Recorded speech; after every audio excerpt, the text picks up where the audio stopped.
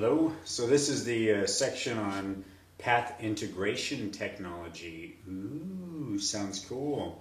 Policy scenario analysis part 1, geospatial web, and now let's find the buy section where the big developer market's at for software code writing and in this specific cybernetic detective where the critical forensic criminology side is part of a discipline for software code writing. So using this M100, now we've approached the geospatial web, looked at it, given a little bit of a concept background, gone through the infrastructure sciences a little bit. We contrasted the Berlin 3D city, and we looked at how an infrastructure with 44,000 buildings in a three-dimensional space have their specific dynamics in a code writing software to where now we go into path integration sciences. Path integration, the science. First, let's go into the history where we can understand path integration from animal behavior, cognitive sciences, and we're going to look at briefly the MIT School of Cognitive Sciences and the definition here with path integration as we go further into the effects augmented reality technology and real-time mobile users in a geospatial framework are going to be able to impact their day-to-day lives. And as we look at different markets, the software framework in a very specific discipline of code writing. By now, it's probably convenient to understand what a path is from a GPS technology with accelerometers and other positioning data.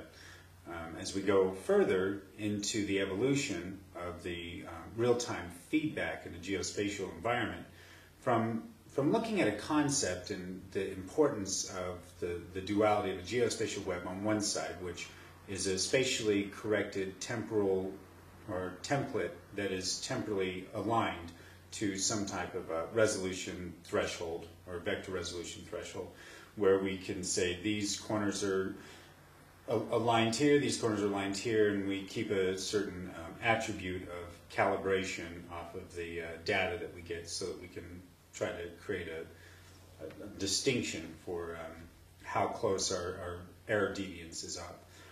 Error deviance in that sense would be a kind of machinist term for tolerance. So we'd say plus or minus whatever the tolerance range is for calibrating XYZ against any 2 points in GPS data.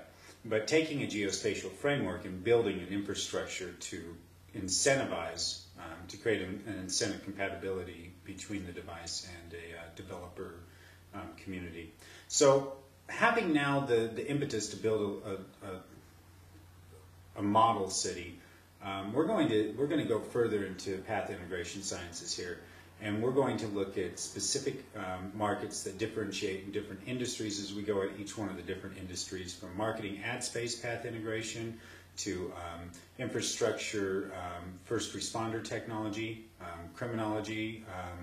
So as we go through these different market and job-specific relations of where path integration technology is, we're going to start from the top down, from a top-down policy approach, be that a think tank and a policy scenario analysis from signals intelligence. So we're going to start with SIGINT, ELINT, COMMENT, and MASSINT, and we're going to go at it from a code breaker perspective, and then all the other industries should align in some uniform procession towards security practices. In that concept, the underpinning is when we look at infrastructure, we say, okay, well, Germany has done this with their modeled city, and here they are looking at cascade domino effect collapses because of utility sector or plumbing sector, and here's this 3D spatial web, and here's where they're using it in this capacity. And now we're going to walk through the augmented reality. Now I see, okay, here's the plumbing section, here's how this all broke down, here's the utility section. Oops, now we see this infrastructure problem. So get used to the word infrastructure, because now that we're defining a smart city and in that smart grid framework, as we go further into the path integration here in this scenario.